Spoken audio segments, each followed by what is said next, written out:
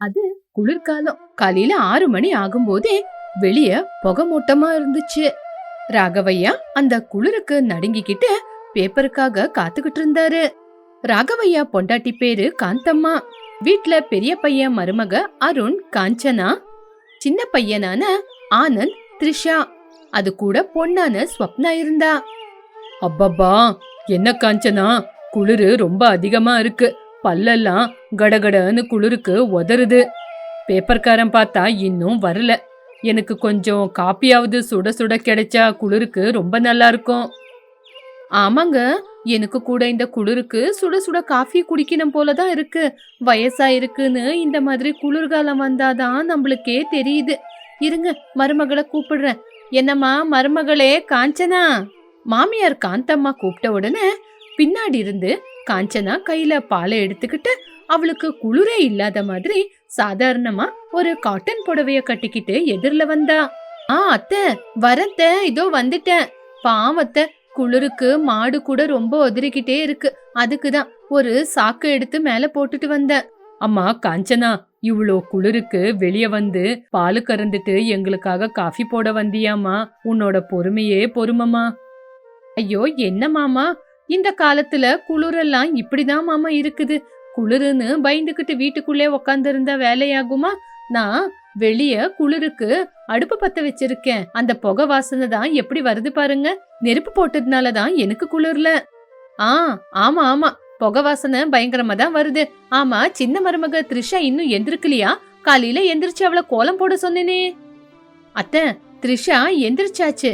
இருந்தாலும் குளிருக்கு கிச்சன்ல ஹீட்டர் போட்டுக்கிட்டு உக்காந்துருக்கா. என்னது, சமையல் ரூம்லயே ஹீட்டரா? வாங்க போய் பார்க்கலாம் அந்த பொண்ணு என்ன பண்றான்னு. சரின்னு 3 பேரும் கிச்சனுக்கு வந்தாங்க. அங்க பார்த்து காந்தம்மா ஷாக் ஆனாங்க. அங்க த்ரிஷா ஒரு பக்கத்துல ஹீட்டர் போட்டுக்கிட்டு ஒரு செயிர் வச்சுக்கிட்டு சாக்ஸ் ஸ்வெட்டர் எல்லாம் போட்டுக்கிட்டு உக்காந்துருந்தா. கேஸ்ல பாலு பொங்கி ஊத்திக்கிட்டு இருந்தாலும் அவ கவனிக்கவே இல்ல. அந்த ஹீட்டர் சூடுக்கு த்ரிஷா உக்காந்து தூங்கிக்கிட்டு இருந்தா. என்னம்மா த்ரிஷா, என்ன பண்ணிக்கிட்டு இருக்க? அந்த பாலு பொங்கி ஊத்துனாலும் அப்படியே தூங்குற. ஐயோ அத்தை, இப்பதான் ஜஸ்ட் ஒரு 5 மினிட்ஸ் தான் கண்ணு மூடினத்த. ஆமா என்னங்கத்த, இப்படி குளிர் எடுக்குது. இந்த குளிர்ல காலையில எந்திரிக்கிறதா இருந்தா ஆகவே மாட்டேங்குதத்த. ஆமாமா ஆமா, நீ சிட்டில வளர்ந்து பிறந்தவளாச்சே, உனக்கு இந்த குளிரு புதுசாதான் இருக்கும். ஆமா, இப்படி கிச்சன்ல வந்து போத்திக்கிட்டு உக்காந்து இருந்தா யாருமா சமைக்கிறது? அத்தை, இன்னைக்கு டிஃபனை வெளியில ஹோட்டல்ல இருந்து ஆர்டர் பண்ணிக்கலாம் அத்தை. எனக்கு குளிருக்கு கை காலெல்லாம் உதறுது. சக்கரைக்கு பதிலா உப்பு போட்டாலும் போட்டுருவேன். ஆமாமா, த்ரிஷா குளிரு தாங்க மாட்டா. அவளை இம்சை பண்றது வேண்டாம். எல்லாருக்கும் டிஃபனை நானே ஹோட்டலுக்கு போய் வாங்கிட்டு வந்துடுறேன். தம்பி, எதுக்குப்பா வெளிய ஹோட்டலுக்கு போய் டிஃபனை கொண்டு வர்றது? வெளிய அடுப்பு பத்த வச்சிருக்கேன். அங்க நான் சுட சுட நாட்டுக்கோழி குழம்பு செய்ய போறேன். இந்த குளிருக்கு நாட்டுக்கோழி குழம்பு சாப்பிட்டா ரொம்ப நல்லா இருக்கும். ஆஹா, நீ நாட்டுக்கோழி குழம்புன்னு சொல்லும் போதே வாயில எச்சில் ஊறுதுமா. நாட்டுக்கோழி குழம்பு சாப்பிட்டு எவ்வளோ நாள் ஆச்சு. அம்மா த்ரிஷா, பாத்தியா, உன் அக்காவை பார்த்து கத்துக்கம்மா. ஆமா, அவங்களோட உடம்பு வேற, என்னோட உடம்பு வேற. அவங்களுக்கு குளிர தாங்கி தாங்கி பழக்கம் ஆயிருக்கு. ஆனா எனக்கு இது புதுசு இல்ல. அக்கா வெளியே சமையல் செஞ்சாலும் நான் உங்களுக்காக கேஸ்ல ஏதாவது செய்யறேன். ஐயோ இங்க பாருமா, உன்னோட தலையெழுத்து. சரி ஆச்சு, நீ இங்கே ஏதோ சமை. அம்மா வாமா காஞ்சனா, நம்ம வெளியே போலாம். குளிருக்கு அடுப்புகிட்ட உக்காந்துன போல இருக்கு. அது வீட்டுக்கு வெளியே பின்பக்கம். காஞ்சனா பெரிய அடுப்புல பெரிய பாத்திரத்தை வச்சு சமைக்க ஆரம்பிச்சா. அந்த அடுப்பு சூடுக்கு எல்லாரும் அடுப்பு சுத்தி உக்காந்துருந்தாங்க. அருண் விறகு எடுத்து எடுத்து குடுத்துக்கிட்டு இருந்தான். அண்ணி, நீங்க கிரேட் அண்ணி, இவ்வளோ குளிருக்கு வெளியே உக்காந்து சமைக்கிறீங்களே. காஞ்சனா அதை பத்தி கவலைப்படாம, அதெல்லாம் ஒண்ணு இல்ல சொப்னா. சின்ன வயசுல எங்க அப்பாவும் அம்மாவும் வயல்ல வேலை செய்யும் போது அவங்களுக்காக அவ்வளோ குளிர்லயும் சாப்பாடு கொண்டு போய்கிட்டு இருந்தேன். எனக்கு இதெல்லாம் பழக்கமாயிடுச்சு. கஷ்டத்துல குளிரெல்லாம் தெரியாது. இப்ப பாத்தீங்களா, இந்த அடுப்பு சூடுக்கு எவ்வளவு சுகமா இருக்கு. அம்மா காஞ்சனா, நீ சமையல் செய்யற வாசனைக்கே வயிறெல்லாம் நிறையிற மாதிரி இருக்கு. ஆமா, வீட்டுக்குள்ள அந்த சிட்டி மகாராணி மேடம் என்ன பண்றாங்க போல? வேற என்ன பண்ணுவா? அந்த ஹீட்டரை கட்டி புடிச்சுக்கிட்டு உக்காந்துருப்பா. சமைச்சு கொடு அப்படின்னு சொன்னா ஏதோ பிரெட் ரோஸ்ட் பண்ணி சாப்பிடுறாளாமா. அந்த நேரம் பார்த்து த்ரிஷாவோ புருஷனும் வெளியே வந்தாங்க. த்ரிஷா தலைக்கு கேப் போட்டுக்கிட்டு ஸ்வெட்டரும் போட்டுக்கிட்டு கிளவுஸும் போட்டுக்கிட்டு 2 போர்வையும் போத்திக்கிட்டு விசித்திரமா வந்து நின்னா. அம்மா, வீட்டுக்குள்ள த்ரிஷாவுக்கு போர் அடிக்குதாமா, நீங்க எல்லாரும் இங்க உட்காந்து என்ஜாய் பண்றீங்கன்னு நாங்களும் வந்தோம். வாங்கப்பா வாங்க, இது எதனா எக்ஸிபிஷனா? டிக்கெட் எடுத்துக்கிட்டு தான் உள்ள வரணும்னு. உங்க வீடு உங்க இடம். வாங்க த்ரிஷா, இப்படி வந்து இங்க உக்காருங்க. அந்த ஹீட்டர் சூடோட அடுப்பு சூடு உடம்புக்கு ரொம்ப நல்லது, குளிருக்கு நல்லா இருக்கும். இப்படி வந்து உக்காருங்க. காஞ்சனக்கா, எனக்கு புகைன்னா ரொம்ப அலர்ஜி, ஸ்கின் எல்லாம் அலர்ஜி ஆயிடும். இந்த மசில எப்படி சமைக்கிறீங்க? மசி கையில ஒட்டுன போகாதே. கையில மசி ஒட்டிக்கிட்டா சோப்பு போட்டு கழுவுனா போயிடும் த்ரிஷா. ஆனா பசிக்கு இப்படியே உக்காந்துருந்தா வேலைக்காகுமா?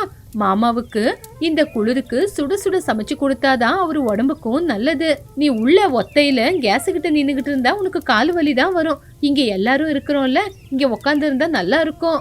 பாத்தியாமா த்ரிஷா, காஞ்சனாவோட வார்த்தையில எவ்வளோ அர்த்தம் இருக்குன்னு. நீ அந்த ஹீட்டருன்னு வீட்டுக்குள்ளேயே உக்காந்து இருக்க. ஆமா, கரண்ட் போனா அந்த ஹீட்டர் வேலை செய்யுமா? ஆனா இந்த அடுப்பு அப்படி இல்ல, எப்பவுமே எரிஞ்சுக்கிட்டே இருக்கும். இருந்தாலும் அத்தை, இது ஓல்டு ஃபேஷன் இல்லையா? இந்த காலத்துல யார் இருப்பாங்க இப்படி? இங்க ஃபேஷனை பத்தி பேச முடியாதுமா, அவசரத்தை பத்தி தானே பேச முடியும். சரி, களி எல்லாம் கிண்டியாச்சு. இந்த களிக்கு காம்பினேஷனா உன் சிட்டி ஸ்டைல்ல ஏதானு செய்ய முடியுமா? என்னது இங்கயா? நோவே, என்னால முடியாது. பரவாயில்ல த்ரிஷா, நீ ஏதாவது செய், நான் உனக்கு ஹெல்ப் பண்றேன். த்ரிஷா அடுப்பு கிட்ட வந்து நின்னா. ஐயோ, இந்த நெருப்பெல்லாம் முகத்துக்கு படுது, என்னோட மேக்கப் எல்லாம் கழிஞ்சிரும், என்ன பண்றது? மேக்கப் எல்லாம் போனாலும் பரவாயில்ல, இப்ப உன்னை பார்க்க யாரு இருக்கா, செய் பார்க்கலாம். சரின்னு சொல்லி பாத்திரத்துக்கு எண்ணெய் ஊத்துனா த்ரிஷா. தீ அதிகமா இருக்கிறதுனால அந்த எண்ணெயில இருந்து புகை வந்தது. த்ரிஷா பார்த்து பயந்துட்டா. ஐயோ, எண்ணெய் சூடாயிருச்சு, இந்த சூடு என்னால தாங்க முடியாது. ஐயோ, என்னால சமைக்க முடியாதுப்பா. எல்லாரும் சிரிச்சுக்கிட்டு இருந்தாங்க. உடனே காஞ்சனா அந்த எண்ணெய்க்கு வெங்காயத்தை போட்டு அவளே வதக்க ஆரம்பிச்சா. ஷா, பயப்படாதம்மா, இப்படி விறகை இழுத்துட்டா தீ குறைஞ்சிரும். தீ அதிகமா வேணும்னா மறுபடியும் விறகு அடுப்புக்குள்ள தள்ளணும். தீ குறையணும்னா மறுபடியும் விறகு இழுக்கணும். நம்ம கையில தான் இருக்கும் ரிமோட் கண்ட்ரோல். காஞ்சனா, எவ்வளவு நல்லா சொன்னேம்மா. அம்மா த்ரிஷா, கேட்டியாமா? ஆமா ஆமா, எல்லாமே கேட்டுக்கிட்டேன். இருந்தாலும் எனக்கு இது தெரியாது, அதனாலதான் நான் கிச்சனுக்குள்ளேயே சமைக்கிறேன். சரிம்மா, உனக்கு கிச்சன் தான் பெட்டரு. இருந்தாலும் நீ அங்க உக்காந்துக்கிட்டு ஹீட்டர் போட்டுக்கிட்டு இருந்தா எங்களுக்கு யாருமா சமைச்சு கொடுக்கறது? காஞ்சனா ஒத்தையில தானே கஷ்டப்படணும், நீ அவ கூட சேர்ந்து சமைக்குவியா? அது அது நான் வேணா ஆன்லைன்ல ஆர்டர் பண்றேன், நல்ல நல்ல சாப்பாடு கிடைக்கும். என்னது ஆர்டரா? இந்த கிராமத்துல ஸ்விக்கில இருந்து பீஸா பர்கர்னு ஆர்டர் பண்ணா எங்களால சாப்பிட முடியுமா?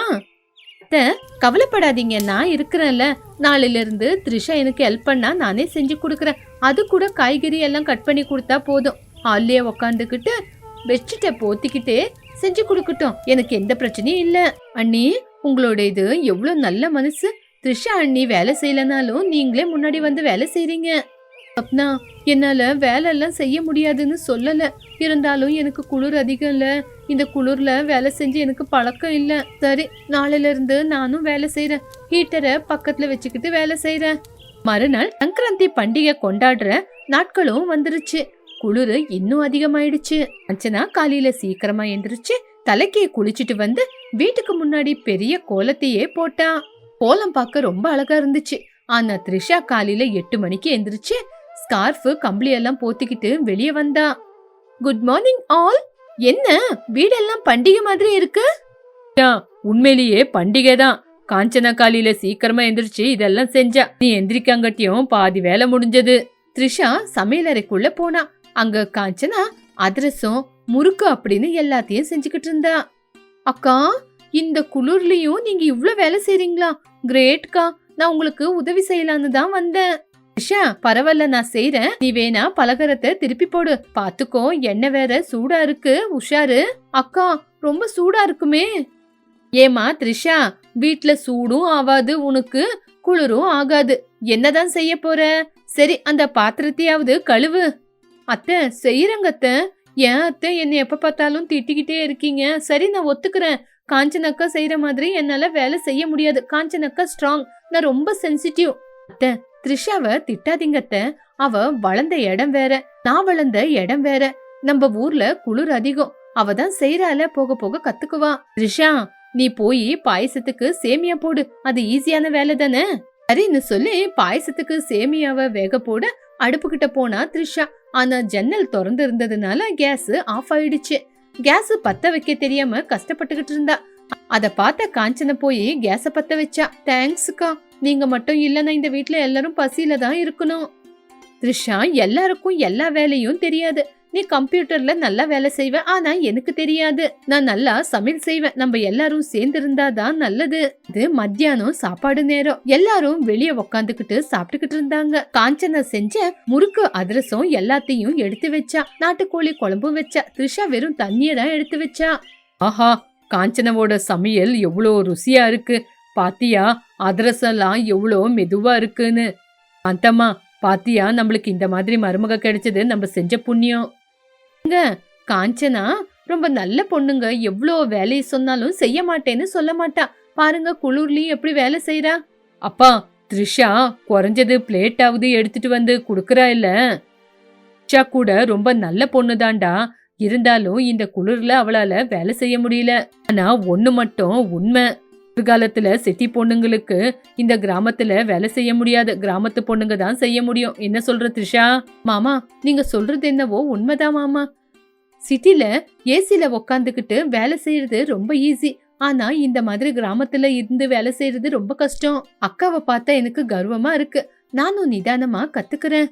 ஐயோ, ஏன் இவ்வளவு பெரிய பேச்செல்லாம்? நீ எனக்கு ஆன்லைன்ல டிசைன் புடவைய எடுத்துட்டு வந்தல, அது எனக்கு போதும். நான் சமையல் வேலைய பாத்துக்கிறேன். உக்காந்துக்கிட்டு என்டர்டெயின்மெண்ட் பண்ண, அது போதும். பாத்தீங்களா, அன்னிங்க 2 பேரும் எவ்வளவு ஒத்துமையா இருக்காங்க. ஒருத்தர் கஷ்டப்பட்டா இன்னொருத்தர் தாங்க மாட்டேங்கிறாங்க பாருங்க. ஆமா ஆமா, இதுதான் நம்ம வீட்டுக்கும் அழகு. 2 பேரும் இதே மாதிரி ஒத்துமையா இருக்கணும். ஏமா த்ரிஷா, காலையில காஃபியாவது வச்சு குடுப்பியா? கண்டிப்பா அத்தை, நாளைக்கு காலையில நானே காஃபி போட்டு குடுக்கறேன், ஹீட்டர் இல்லாம. எல்லாரும் சத்தம் போட்டு சிரிச்சாங்க. அந்த குளிர்ல கூட அந்த வீட்ல இருக்கிற சந்தோஷம் அவங்களுக்கு அன்பான சூட்ட கொடுத்தது. அன்னைக்கு காலையில ராகவையா வீடு சந்தோஷத்துல நிறைஞ்சிருந்தது. பொங்கல் பண்டிகைக்கு இன்னும் கொஞ்ச நாள் இருந்தாலும் அப்பவே அவங்க வீட்ல பண்டிகை கால ஆரம்பிச்சிருச்சு. சுரேஷ் காவ்யா வந்த உடனே காந்தம்மாவோட பாதி மனசு நிறைஞ்சாலும் தன்னோட பொண்ணான சிந்து வராம மனசு காலியா இருந்தது. ரவி சொன்ன நம்பிக்கை பேச்சாலையும் ஆண்டாளம்மா அனுப்புறேன்னு சொன்ன உண்மையாலையும் எல்லாரும் சந்தோஷத்துல காத்துக்கிட்டு இருந்தாங்க. மறுநாள் விடிஞ்சதுல இருந்து காந்தம்மாவோட கண்ணு வலியதான் பாத்துக்கிட்டு இருந்தது. இதுக்கு பிடிச்ச எல்லா சமையலையும் செஞ்சு கொடுக்கணும்ன்ற ஆசை அவங்க கண்ணுலயே தெரிஞ்சுக்கிட்டு இருந்தது. வீட்டுக்குள்ள நெய் வாசனை வந்துகிட்டு இருக்கும் போது சுரேஷ் அவனோட சின்ன வயசுல நடந்த விஷயத்த பத்தி யோசிச்சுக்கிட்டு இருந்தான். சுரேஷ் வெளிய வராண்டல இருக்கிற அந்த தூணை தொட்டு பாத்துக்கிட்டு, இந்த தூணை பாத்தியா? நானும் சிந்துவும் சின்ன வயசுல இது பின்னாடிதான் ஒளிஞ்சு உக்காந்து விளையாடுவோம். சிந்து இது பின்னாடி நின்னுக்கிட்டா தெரியவே மாட்டாவ. அவ என் கையில மாட்டிக்கிட்டான்னா அவளை புடிச்ச உடனே அம்மா வாங்க வாங்க அண்ணன் என்ன அடிச்சுட்டான்னு சொல்லுவா. அதுக்குள்ள அம்மா வந்து முதல்ல என்னதான் அடிப்பாங்க. அப்படியா, உங்க தங்கச்சி அவ்வளோ கலாட்டாவா? ஆனா நீங்க ஆபீஸ்ல ரொம்ப சைலண்டா இருப்பீங்க. இப்ப என்னவோ நான் சைலண்டா தான் இருக்கேன். அந்த டைம்ல நான் ரொம்பவே வைலண்ட். நானு, அண்ணன், தங்கச்சி எல்லாரும் சேர்ந்தா வீட்டையே 2 ஆக்கிருவோம். இதுலயும் இந்த பொங்கல் பண்டிகை வந்துருச்சு அப்படின்னா எல்லாருக்கும் ரொம்ப சந்தோஷம். எங்க அம்மா சுட சுட அதிரசத்தை சுட்டு போட்டுக்கிட்டு இருந்தா உடனே காலி ஆயிடும். என்னம்மா, அதிரசம் யார் அதிகமா சாப்பிடுறீங்களோ அவங்களுக்கு தான் புது துணின்னு எங்க அம்மா பந்தியம் எல்லாம் வைப்பாங்க. ஏண்டா ஞாபகம்ல? எல்லாமே ஞாபகம் இருக்குடா. நீதான் நிறைய தின்னுவ. பாவம் சிந்து 2 சாப்பிடும் போதே வயிறு நிறைஞ்சிருச்சு சொல்லுவா. அதனாலதான் இந்த தடவை அவளுக்காகவே குட்டி குட்டியா அதிரசம் சுட்டிருக்கேன். எவ்வளவு சாப்பிட்டாலும் வயிறே நிறையாது. சுரேஷ், உங்க அம்மாவோட பாசத்தை பார்க்கும்போது எனக்கு ரொம்ப ஆச்சரியமா இருக்கு. சிந்து இன்னும் வீட்டுக்கே வரல, அப்பவே அவங்களுக்காக எவ்வளவு விதமான பலகாரத்தை செஞ்சிருக்காங்க. நான் பண்டிகை அப்படின்னா பட்டணத்துல சினிமாக்கு போறது, மாலுக்கு போறதுன்னு நினைச்சேன். ஆனா இந்த கிராமத்துல எப்ப வருவாங்க அப்படின்னு எதிர்பார்த்து அவங்களுக்கு பிடிச்சதெல்லாம் செஞ்சு கொடுக்கறதுன்னு ஒத்துக்கிட்டேன். ஆமா காவ்யா, இவ்வளவு நாளா நானும் இந்த சந்தோஷத்தெல்லாம் இழந்துட்டு நின்ன. அண்ணன் மட்டும் வாங்கன்னு சொல்லல, அடம் பிடிக்கலன்னா நானும் இதெல்லாம் மிஸ் பண்ணிருப்பேன். எல்லாரும் சிரிச்சு சந்தோஷமா பேசும்போது ரவியும் ரொம்ப சந்தோஷப்பட்டான். இருந்தாலும் அவன் மனசுக்குள்ள ஒரு தனி கஷ்டம். ஆண்டாளம்மா சொல்ற மாதிரி சொல்லி தன்னோட தங்கச்சிய அனுப்ப மாட்டாங்களோ என்னவோன்னு அவன் மனசுக்குள்ள பயம் ஆரம்பிச்சது. இப்படி மத்தியானம் எல்லாரும் ஒன்னா உக்காந்து மத்தியானம் சாப்பிட முடிச்சாங்க. நான் காந்தம்மா மட்டும் சாப்பிடவே இல்ல. சிந்து வந்ததுக்கு அப்புறம் அவ கூட உக்காந்து சாப்பிடுறேன்னு சொன்னாங்க. எல்லாரும் சந்தோஷமா ஹால்ல உக்காந்து பேசிக்கிட்டு இருந்தாலும் எல்லாரோட பார்வை சிந்து வராலான்னு தான் பாத்துக்கிட்டு இருந்தாங்க. கடியாரத்துல முள்ளு ஓடுனாலும் சிந்து வரல. மாதவுக்கு போன் பண்ணியாப்பா? கிளம்புனாங்களா இல்லையா? அப்பா போன் பண்ணேன்பா, ஆனா அவங்களுக்கு லைன் கிடைக்கல. கிளம்பிருப்பாங்க, அதனாலதான் அவங்களுக்கு வழியில சிக்னல் கிடைக்கல. அவங்க ஊர்ல இருந்து கிளம்பின வழியில சிக்னல் இல்லாம கூட இருக்கலாம். நீங்க கவலைப்படாதீங்க, அவங்க ஊர்ல இருந்து வர நேரம் ஆகும்ல. ரவி இந்த நேரத்துக்கெல்லாம் வந்திருக்கணும்ல. எனக்கு ஏனோ பயமா இருக்கு. ஆண்டாளம்மா சொன்ன வார்த்தைய காப்பாத்த மாட்டாங்க. பொண்ணு போவாத அப்படின்னு நிறுத்தி வச்சிருக்காங்களோ என்னவோ. ஐயோ அம்மா, நீங்க ஏமா இப்படி எல்லாம் யோசிக்கிறீங்க? ரவி அண்ணன் போய் அவ்வளெல்லாம் பேசிட்டு வந்ததுக்கு அப்புறம் அவங்க அனுப்பாம கூட விட்டுருவாங்களா என்ன? எல்லாரும் காந்தம்மாவுக்கு சமாதானம் சொன்னாலும் உள்ளுக்குள்ள எல்லாருக்கும் அதே பயம்தான். சாயங்காலம் ஆயிடுச்சு. இருட்டுற நேரமும் வந்துருச்சு. சூரியனும் முழுவிட்டான். காந்தம்மா மூஞ்சில இருந்த சந்தோஷமும் போய்கிட்டு இருந்தது. ஆயிடுச்சு. ரவி, சுரேஷ், ராகவையா 3 பேரும் வெளியே திண்ணையில உக்காந்து இருந்தாங்க. தம்மாவும் வெளியே நின்னுக்கிட்டு கண்ணீரை விட்டுக்கிட்டு இருந்தாங்க. அர்ச்சனா, காவ்யா மாமியாருக்கு சமாதானம் சொல்லிக்கிட்டு இருந்தாங்க. என் பொண்ணுக்கு பிடிச்ச பலகாரம் எல்லாம் செஞ்சு வச்சிருக்கேன். அவளுக்கு துணிமணியை எடுத்து வச்சிருக்கேன். அந்த ஆண்டாளம்மா அனுப்ப முடியாதுன்னு முகத்துக்கு நேரா சொன்னாலும் பரவாயில்ல, ஆனா அனுப்பி வைக்கிறேன் அப்படின்னு ஆசைப்படுத்திட்டு இப்படி பண்ணுவாங்கன்னு கொஞ்சம் கூட யோசிக்கல. நம்மள இப்படி ஏமாத்துவாங்கன்னு கனவுல கூட யோசிக்கல. அம்மா கவலைப்படாதீங்க, ஏதாவது ஒரு காரணம் இருக்கும். சிந்து கண்டிப்பா வந்தே வருவா. இனிமே எங்கடா வரப்போறா? இந்த நைட்டு நேரத்துல வீட்டுக்கு வந்த மருமகளை யாருடா அனுப்பி வைப்பா? நான் செஞ்ச பலகாரம் எல்லாம் அப்படியே இருக்குது. இனிமே என் பொண்ணு வருவான்னு எனக்கு நம்பிக்கை இல்லடா. காந்தம்மா அப்படி சொல்லிட்டு சமையலறைக்குள்ள போயிட்டாங்க. வீட்ல யாருமே பேசாம எல்லாரும் சைலண்டா இருந்தாங்க. சுரேஷுக்கும் கோவம் வந்தது. உண்மையிலேயே என்ன நடந்தது? மாதவ மச்சான் போன் பண்ணியாவது என்ன நடந்ததுன்னு சொல்லணும்ல, அவ்வளவு கூட அவருக்கு தெரியாதா? சுரேஷ் மச்சான் கூட நல்லவர் தான். அவரும் சிந்துவை அனுப்பி வைக்கணும் அப்படின்னு தான் பாத்துக்கிட்டு இருந்தாரு. இருந்தாலும் இது ஆண்டாளம்மா ஏதோ செஞ்சிருக்கிற வேலைதான். நானு நாளைக்கு காலையிலேயே தங்கச்சி வீட்டுக்கு போய் அவளை கையோடைய இந்த தடவை கூட்டிட்டு வந்துடுறேன். எங்க பாவங்க அத்தை, அவங்களோட கண்ணீரை பார்க்கும்போது எனக்கு ரொம்ப கஷ்டமா இருக்கு. எல்லாரும் உக்காந்து சாப்பிட்டு முடிச்சிட்டு தூங்கலான்னு போய் படுத்துட்டாங்க. ஆனா ரவியும் தம்மாவும் தூங்காம இன்னும் தங்கச்சி வரல அப்படின்னு கவலைப்பட்டுக்கிட்டே இருந்தாங்க. மறுநாள் காலையிலேயே சிந்துவை கூட்டிட்டு வர்றதுக்காக கிளம்புனா. காந்தம்மாவும் வாசல்லே நின்னாங்க.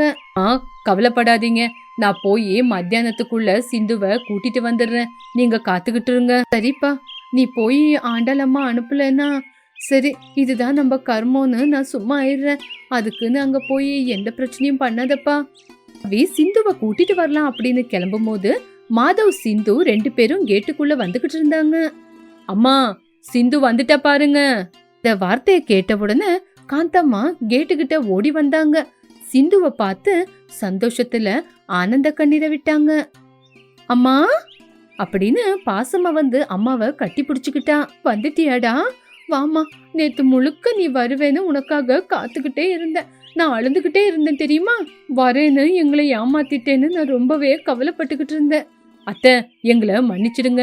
நேத்து கிளம்புன உடனே எங்க ஊருக்கு வர பஸ் கெட்டு போச்சு. நல்ல சகுனம் இல்லைன்னு எங்க அம்மாவும் வேண்டான்னு நிறுத்திட்டாங்க. ஊர்ல நெட்வொர்க் பிரச்சனை வேற அதிகமா இருக்கு. அதனாலதான் உங்களுக்கு விஷயத்த கூட சொல்ல முடியல. அதான் இப்ப காலையிலேயே கிளம்பிட்டோம். என்னவோ மச்சான், வந்தீங்களே அது போதும். எங்க அம்மாவுக்கு இப்பதான் உயிரே வந்த மாதிரி இருக்குது. காஞ்சனா, காவ்யா, சுரேஷ், மாதவையா எல்லாரும் வெளியே வந்து சிந்து வந்ததை பார்த்து சந்தோஷப்பட்டு சிந்துவை வீட்டுக்குள்ள கூப்பிட்டாங்க. தங்கச்சி, இப்படியா எங்க எல்லாருக்கும் டென்ஷன் கொடுக்கறது? வா, உனக்காக அம்மா எவ்வளவு சமையல செஞ்சிருக்காங்க பாரு. நீங்களும் வந்துட்டீங்களா? நம்ம வீடு எல்லாரும் நிறைஞ்சு எவ்வளவு சந்தோஷமா இருக்குதுல்ல. வாங்க சிந்து, டிராவல் பண்ணி ரொம்ப டயர்ட் ஆயிருப்பீங்க. முதல்ல வந்து காஃபிய குடிங்க. காலையில அந்த வீடு உண்மையான ஸ்வர்க்கமா மாறிடுச்சு. காந்தம்மா மருமகனுக்கும் பொண்ணுக்கும் டிஃபன் கொடுத்தாங்க. அவங்க வந்த நேரத்துல இருந்து பக்கத்திலே உக்காந்து தன்னோட பொண்ண பாத்துக்கிட்டே இருந்தாங்க. ரவி, சுரேஷ், சிந்து சின்ன வயசுல நடந்த விஷயத்த பத்தி எல்லாம் சொல்லி சொல்லி சிரிச்சுக்கிட்டு இருந்தாங்க. காஞ்சனா, காவ்யா கூட அவங்க கூட சேர்ந்து சிரிச்சாங்க. மத்தியான நேரமாச்சு. எல்லாரும் சாப்பாட்டுக்காக உக்காந்துகிட்டு இருந்தாங்க. கிளைமேட்டும் ரொம்ப நல்லா இருந்தது. அம்மா, நீங்க செஞ்ச அதிரசம் முறுக்கு ரொம்ப நல்லா இருக்கு. அத்தைக்காகவும் கொண்டு போறேன். சரிமா, அவங்க உன்னை அனுப்பி வச்சாங்கல்ல, அவங்களுக்கு தான் முதல்ல கொடுக்கணும். உனக்கு எவ்வளவு தேவையோ அவங்களுக்காக கொண்டு போமா. பாத்தீங்களாமா, ஒரு விஷயம் நடக்கணும் அப்படின்னா நம்ம நினைச்சத சாதிச்சே ஆகணும். ஒரே இடத்துல கூட்டு குடும்பமா நம்ம எல்லாரும் எவ்வளவு சந்தோஷமா நிறைஞ்சு நிக்கிறோம். ஆமா ரவி, பாக்குறதுக்கே பாரு எவ்வளவு நல்லா இருக்குன்னு. எல்லாரும் இப்படி சந்தோஷமா இருக்கிறது பார்த்தா என் மனசே நிறைஞ்சிருக்கு. இருந்தாலும் உங்ககிட்ட நான் ஒரு விஷயத்த சொல்லணும். அப்படி சொன்ன உடனே எல்லாரும் ராகவையாவையே பாத்துக்கிட்டு இருந்தாங்க. அவங்க பேச்சிலேயே ரொம்ப கஷ்டம் தெரிஞ்சது. எனக்கும் உங்க அம்மாவுக்கும் வயசாயிடுச்சு. நாங்க இருந்தாலும் இல்லனாலும் எங்க வயசுக்கு அப்புறம் உங்க 3 பேருக்கு நடுவுல எந்த பிரச்சனையும் வரக்கூடாது. இந்த பொங்கல் பண்டிகை முடிஞ்ச உடனே எல்லாருக்கும் சொத்தை பிரிச்சு கொடுத்துடலாம் அப்படின்னு நினைக்கிறோம். வார்த்தையை சொன்ன உடனே எல்லாரும் ஷாக் ஆனாங்க. யாருமே எதுவுமே பேசாம, கவலையோட எதுவுமே பேசாம மௌனமா நின்னாங்க. என்னங்க பேசிக்கிட்டு இருக்கீங்க? பண்டிகை அதுவுமா ஏதோ சொல்றீங்க? பாருங்க எல்லாரும் எப்படி வயடிஞ்சு நிக்கிறாங்கன்னு. ஏன்பா இப்ப அந்த பேச்சை எடுக்கிறீங்க? சுரேஷ் ஆகட்டும், சிந்து ஆகட்டும், யாராவது இந்த சொத்தை பத்தி கேட்டாங்களா என்ன? அப்பா, எனக்கு எந்த பணம் காசும் வேண்டாம். நான் சிட்டில நல்லபடியா தானே சம்பாதிச்சுக்கிட்டு இருக்கேன். இங்க வீடு, வயலு, விவசாயம் அண்ணன் தானே பாத்துக்கிறாரு. இப்போ நீங்க எல்லாரும் வேண்டாம் அப்படின்னு தான் சொல்லுவீங்க. நாளைக்கு உங்களுக்கே குழந்தை பிறந்து பசங்க பெருசானதுக்கு அப்புறம் உங்களுக்கு எதுவுமே குடுக்கலன்னு எதேதோ பேசுவீங்க. அண்ணன் தம்பி, அக்கா தங்கச்சிங்க நடுவுல இந்த மாதிரி சொத்துக்காக தான் சண்டையே நடக்கும். நாங்க உயிரோட இருக்கும்போதே உங்க சொத்தை உங்களுக்கு பிரிச்சு கொடுத்துடுறோம். அதுலயும் ரவியோட வாழ்க்கை தான் காலம் போக்குல அவனும் விவசாயம் செஞ்சுக்கிட்டு இருக்கான். என்ன ஆகுமோ அப்படின்னு எங்களுக்கும் ரொம்ப பயமா இருக்குது. உங்க பாசம்தான் எங்களுக்கு பெரிய சொத்து. இருந்தாலும் இன்னைக்கு பண்டிகை அதுவுமா இந்த மாதிரி பேசி எல்லாரும் மனச காயப்படுத்தாதீங்க மாமா. அஞ்சனா, நான் எதையுமே கெடுக்கலமா. இந்த வீடு நல்லா இருக்கணும்னு தான் நானும் பாக்குறேன். குடும்பம் அப்படின்னு சொல்றதுக்கு வேணா நல்லா இருக்கலாம். ஆனா நாட்கள் போக போக அதெல்லாம் நல்லா இருக்காது. அதனாலதான் நான் இந்த முடிவு எடுத்திருக்கேன். பண்டிகை முடிஞ்ச உடனே லாயரை வர சொல்றேன். ராகவையா எந்திரிச்சு வெளியே போனாரு. காந்தம்மா கண்ணீர் விட்டுக்கிட்டு உக்காந்து இருந்தாங்க. சுரேஷ், சிந்து ஒருத்தர் மூஞ்ச ஒருத்தர் பாத்துக்கிட்டு இருந்தாங்க. நேரம் எல்லாரும் மூஞ்சில இருந்த சந்தோஷம் ஒரே தடவை அந்த மூஞ்சில இருந்து சந்தோஷமே மாயமாயிடுச்சு. ராகவையா ஒரே தடவை சொத்து பிரிக்கிறதுக்கு முடிவெடுத்ததுக்கு காரணம் என்ன இருக்கும்? ரவி, சுரேஷ் அப்ப எடுத்த முடிவை மாத்துவாங்களா? சொத்துக்காக இல்லனாலும் பாசத்துக்காக அவங்க 2 பேரும் என்ன பண்ணுவாங்க? இந்த எல்லா விஷயத்துக்கும் ஒரு முடிவு தெரியணும்னா 5வது எபிசோட பார்த்தே ஆகணும்.